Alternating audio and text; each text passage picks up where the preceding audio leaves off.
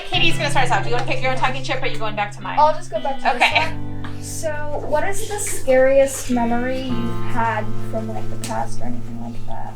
So the scariest thing that's like happened to you? Is that what you're thinking? Okay. It was probably when my grandpa had a seizure in front of me. I was almost kidnapped when I was 6. When my grandma got pancreatic cancer, I was probably, I don't know, like 5, 6, 7-ish. And we were in Vegas, and I was in like this, we were in the store, and my family left me as a joke.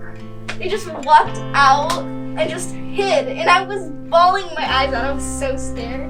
Restorative practices and circles are part of our Tier 1 plan to ensure that every student in Corona-Norco Unified School District really gets connected to their school, to their community, and then if things happen, they have a place and a space where they can really feel reconnected. I think one of the biggest benefits for me as a teacher was that circles gave me an opportunity to not only get to know my students better, but for students to know students better. You know, just by virtue of people being in the same space doesn't guarantee that we're connected. What I like the most about circles is that it allows everyone to share. We all know the students that always know the answer and have their hands up, and they always get the opportunity to speak, but there's also the quiet ones that might need a little more processing time, and sometimes, you know, they kind of fall by the wayside. So I feel like with circles, it really kind of opens that up and it helps you to learn something about somebody else. Without the circles, we might not know like what stuff they're going through and stuff, so like it helps us be more like empathetic to them. It definitely helps, especially like I came into the school last year with not a lot of friends. I definitely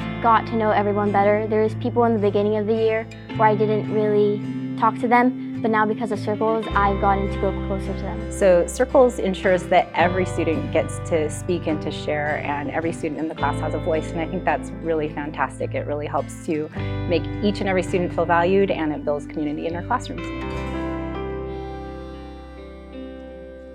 I want you to share one way that you plan to be kind today, to spread the kindness and love and make our world more harmonious. I plan to be kind by giving something to my friend. Helping the people who are less fortunate than us. Helping people who are less fortunate, I love that.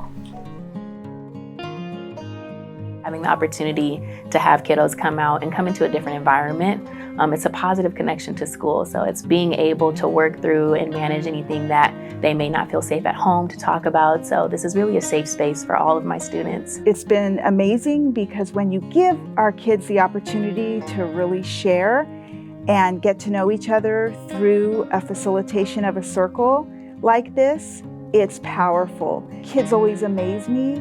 They step up, and I feel like sometimes as adults, we have a lot to learn from them when it comes to resilience and just dealing with the things that come up in life.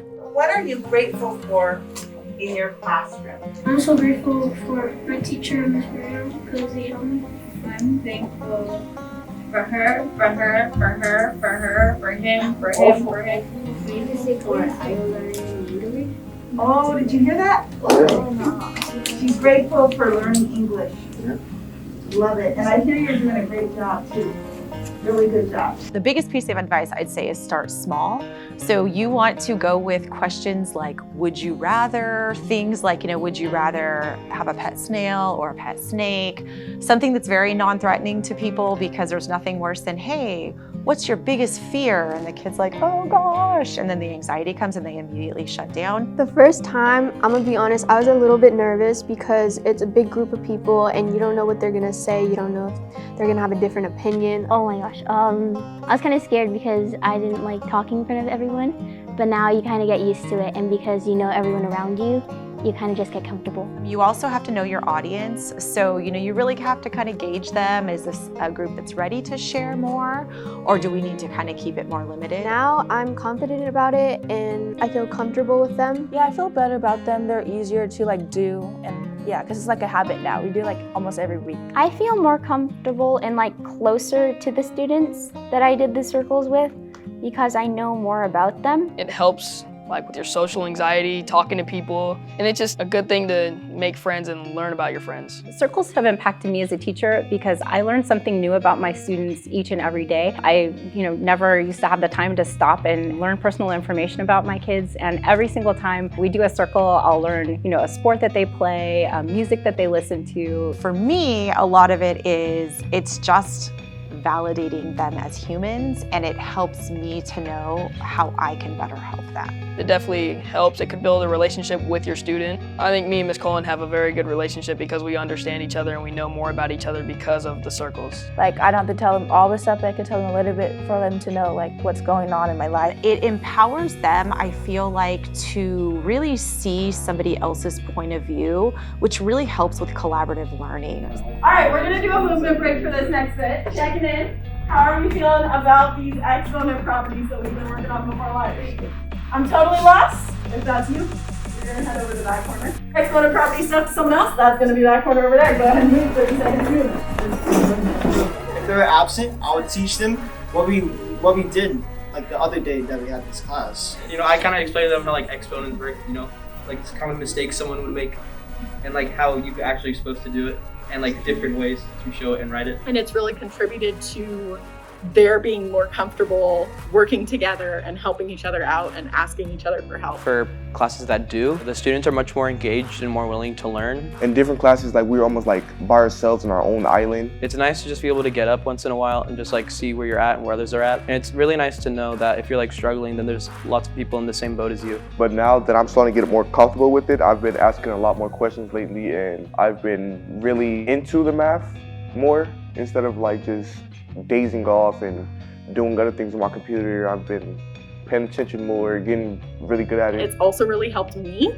because I get to see in immediate moments who gets it, who doesn't, who's struggling, who's scared, who's nervous, both in like the general just kind of how are you feeling kind of way, so that way I know who might need a little check-in, or if it's more content focused, I can notice, ooh, you've totally got this, you're good to go, or ooh, there's a lot of people who still don't get this, I need to reteach that bit. Give it at least one shot because, it could be good for your students getting to know each other and be able to work together nice as a team. And next thing you know, if let's just say they weren't really familiar with each other in the beginning, they can end up becoming really good friends and they could help each other throughout the way of high school. If you want to do circles in your office or as part of your department, they're a great way to keep that connection going, build new connection, add new team members as the year goes on, and also just let everybody know that they're valued and important by being a part of the process and keeping them in the loop. As you build the climate, you build the culture,